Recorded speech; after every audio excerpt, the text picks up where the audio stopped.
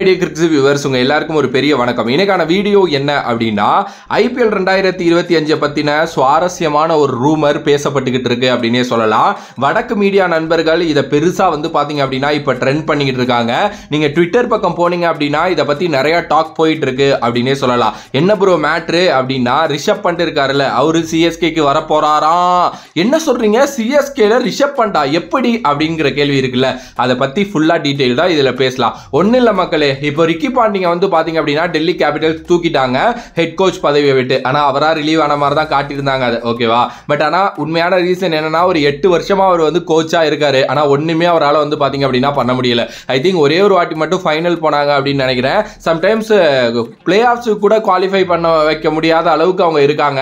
And போரான ஒரு action strategy பாத்தீங்கன்னா என்னைக்குமே இருந்துகிட்டு இருந்திருக்கு. ஏன்னா ஒரு நல்ல பிளேயர் அவங்க இது வரைக்கும் எடுத்து அவங்க க்ரூம் பண்ணியிருக்காங்களா அப்படின்னா ரிஷப் பண்டை தவிர, ஒரு அக்ஷர் பட்டேலை தவிர வேற யாரையுமே நம்ம சொல்ல முடியாது அப்படின்னே சொல்லலாம். அதுவும் ரிஷப் பண்ட்லாம் முன்னல்லேருந்தே அவர்லாம் சாம்பியன் பிளேயர் தான், அதுல எந்த ஒரு டவுட்டும் கிடையாது.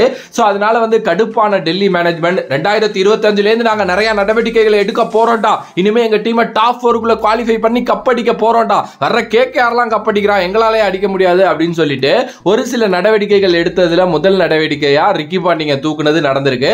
கங்குலி இதுக்கு ஒரு ரீசனா இருக்கார் அப்படிங்கிற மாதிரி பின்னாடி நிறைய மீடியா சொன்னாங்க. அதை பத்தி நமக்கு ஒன்றும் தெரியல, பட் மேபி இருக்கலாம். ஓகே, சரி, ஓகே. இப்போ என்ன, இன்னும் ஒரு சில பாயிண்ட்ஸை நம்ம பேசலாம். ஆக்சுவலி இப்போ அவர் ரிலீவ் ஆனதுக்கு அப்புறம் பாத்தீங்கன்னா ரிஷப் பண்ட் அங்க இருக்க மாட்டார் அப்படிங்கிற மாதிரி சொல்றாங்க.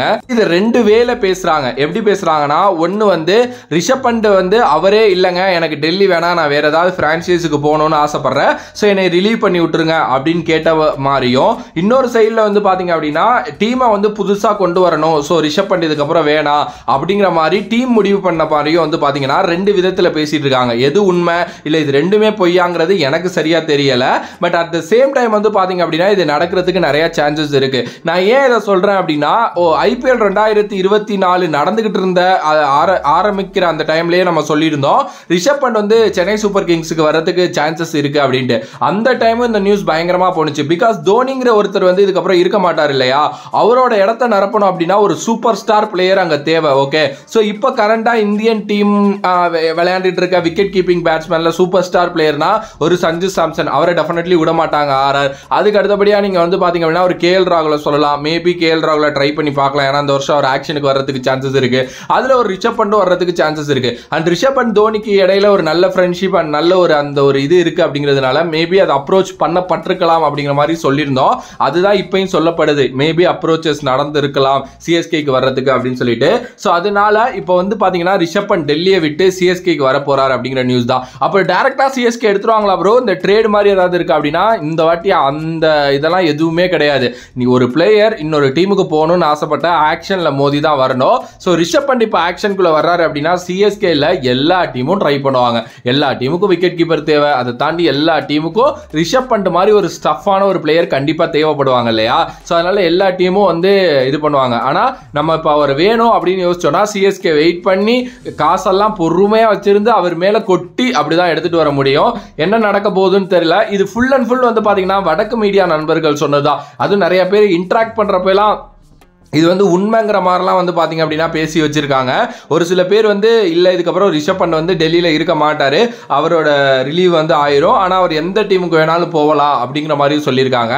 ஸோ சிஎஸ்கே அப்படிங்கிறது மேபி ஒரு சான்ஸ் இருக்குன்னு தான் நான் சொல்றேன். பட் ஆனா டெல்லி கேபிட்டல்ஸை விட்டு அவர் வர்றது கன்ஃபார்ம் அப்படிங்கிற மாதிரி நியூஸஸ் தான் போயிட்டு இருக்கு. எஸ், இதுக்கப்புறமா ஐபிஎல் ஒரு காம்படிஷன் கேமா தாங்க மாறும். இதுக்கப்புறம் ஒரு பிளேயரை நம்பி இருக்கிறது அந்த கதையெல்லாம் இங்க இல்லை. ஏன்னா எல்லாருமே கப் அடிக்கலாம். ஓகே, அப்பனா டீமை நல்ல டீமா உருவாக்குனா மட்டும்தான் அது நடக்கும். எஸ், ஆப்வியஸ்லி நீங்க பாத்தீங்கன்னா மும்பை சிஎஸ்கே மாதிரி டீம்ஸ் 5 வாட்டி கப் வச்சிருக்காங்கன்னா அதுக்கான காரணம் அவங்க நல்ல டீமை உருவாக்குனது தான். இதுக்கப்புறம் நல்ல டீம் அப்படிங்கிற ஒரு முறையை நோக்கி தான் போவாங்க. இன்கேஸ் ரிஷப் பண்ட் சிஎஸ்கே பக்கம் வந்தா உண்மையுமே தோனியோட பக்காவான ரீப்ளேஸ்மெண்ட் அப்படின்னு தான் நான் சொல்லுவேன். பட் கேப்டன்சி கிடைக்காது, ஏன்னா ருத்துவை கேப்டனா ட்ரை பண்ணிட்டாங்க. இனிமேல் ருத்து தான் கேப்டனா இருக்க போறாரு. பட் அது ஒரு இதுவா இருக்கும். பாப்போம் என்ன நடக்க போகுது அப்படின்னு சொல்லிட்டு. உங்களோட கருத்து இதை பத்தி என்ன? எஸ், நீங்க என்ன நினைக்கிறீங்க? இல்ல ப்ரோ இது ரூமர் தானே, அது ரூமராவே போயிடும், அவர் எங்கேயும் போக மாட்டார் அப்படின்ட்டு கூட உங்களுக்கு கருத்துக்கள் இருந்துச்சு அப்படின்னா மறக்காம கமெண்ட் பாக்ஸ்ல கமெண்ட் பண்ணுங்க. If you like the video, please like, share and subscribe to நம்மளோட கிரிக்ஸிப் சேனல்.